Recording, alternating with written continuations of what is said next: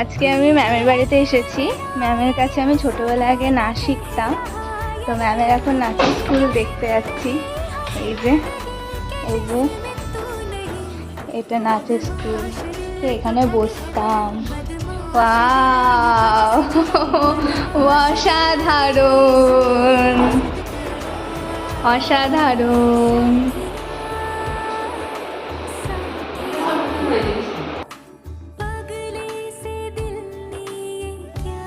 দেখে নাচ করতে কার না ভালো লাগে।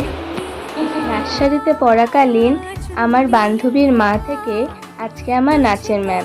হয়তো নাচ আর শেখা হয় না, কিন্তু ম্যামের সাথে আমার সম্পর্ক এখনো অটুট। তাই ম্যাম আমাকে বললেন, তুই যে হাতের কাজগুলো করছিস সেখান থেকে আমি কতগুলো হাতের কাজ নেব। তো তাই ম্যামের বাড়িতে আজকে যাওয়া আমার। থ্যাংক ইউ ম্যাম এইভাবে পাশে থাকার জন্য।